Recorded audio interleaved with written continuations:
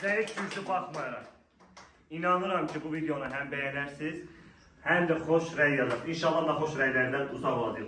Bu üçün də əsas da nəyə ən çox da sevindik, bir dənə bir şey var bu sosial mediada və mən və mənim tələbələrim bir o qədər tənqidə çevrilmir. Niyə? Bizim sənətimiz tənqid sənəti deyil. Əksinə, nədir uşaqlar?